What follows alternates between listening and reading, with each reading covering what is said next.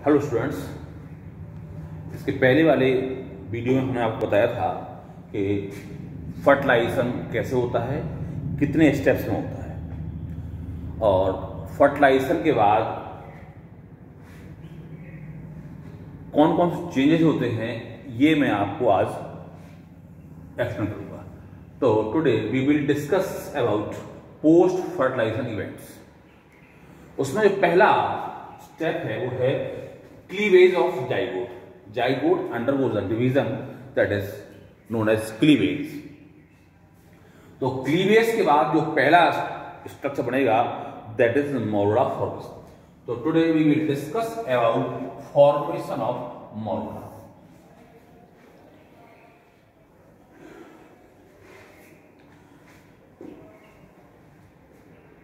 This is fallopian tube and this is ovary.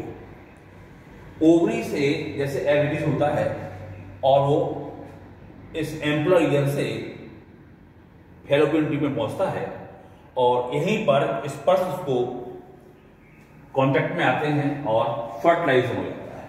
और fertilisation के बाद डिप्लॉयड जाइगोट का निर्माण होता है। जाइगोट को हमने ए से दिखाया है। वो ए को यदि हम यहां अलग से ड्रॉ करें तो हम देखेंगे इसमें 3 लेयर्स पाई जाती हैं, बेटलाइन मेम्ब्रेन और कॉर्नर रेडिएटा और जोना पेलोसिटा। सबसे पहले ये बेटलाइन मेम्ब्रेन, इसके बाद जोना पेलोसिटा और लास्ट में जो लेयर बनेगी ये कहलाती है कॉर्ना रेडिएटा। जो कॉर्ना रेडिएटा है वो फॉलिकुलर सेल से निकलती है। फॉलिकुलर सेल्स की जो लेयर होती है ये कहलाती है कॉर्ना रेडिएटा। और जब ये जाइगोट है, अब इसमें जो पहला डिवीजन होगा वो अनइक्वल डिवीजन होगा। अनइक्वल डिवीजन होगा और डिवीजन होलोब्लास्टिक होगा और इनडिटरमिनेट होगा। और इनडिटरमिनेट मींस इसमें कोई भी सेल किसी भी पार्ट बना सकती है, ये निश्चित नहीं होता। जबकि अन्य जो बर्ड्स वगैरह है उनमें ये निश्चित होता है कौन सी सेल किस भाग को बनाएगी, इसमें इनडिटरमिनेट होता है। और ये ड्यूटेरोस्टोम इसका मुख्य कैरेक्टरिस्टिक फीचर भी है।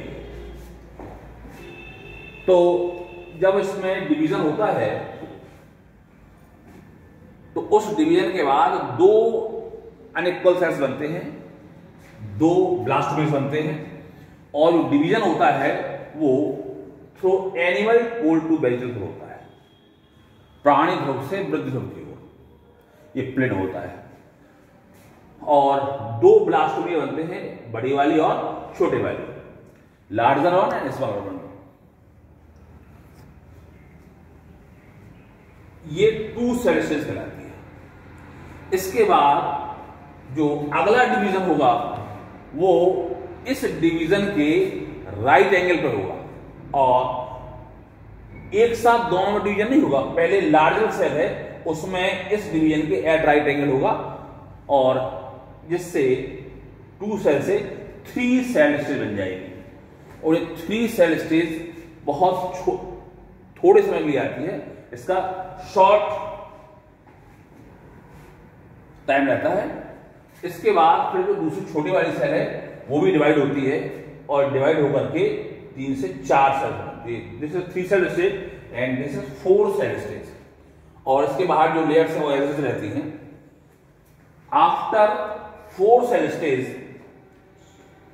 4 के बाद 8, 8 से 16 और कभी कभी 16 से 32 सेल्स का एक सॉलिड बॉल सा बन जाता है।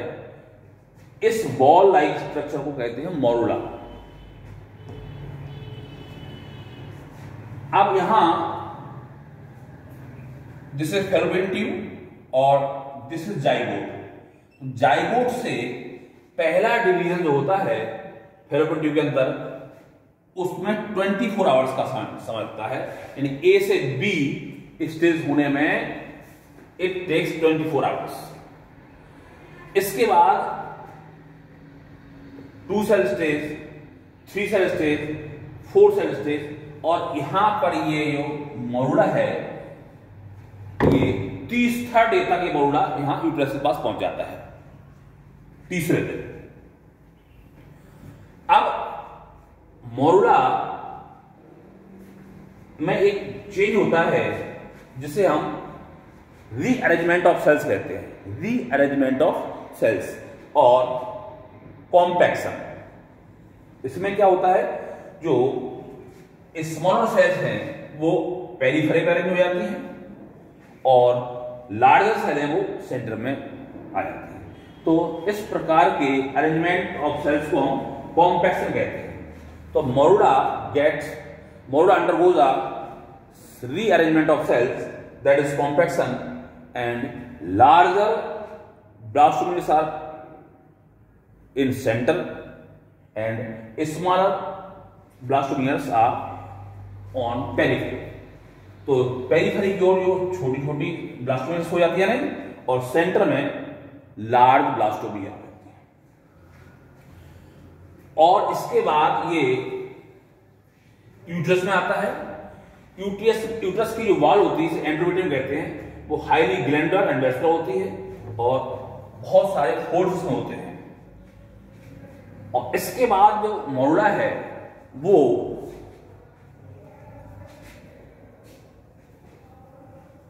ब्लास्टुला में बदलेगा और इसके बाद वो इम्प्लांट होगा यूट्रस में।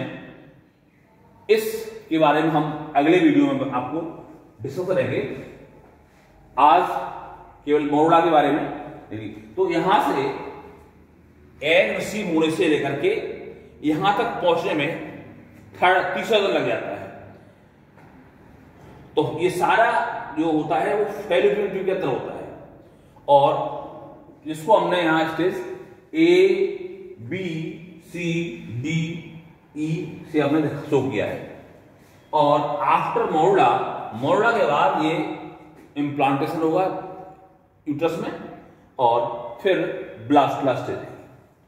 तो this is all about the post fertilizer events in human beings. Thanks.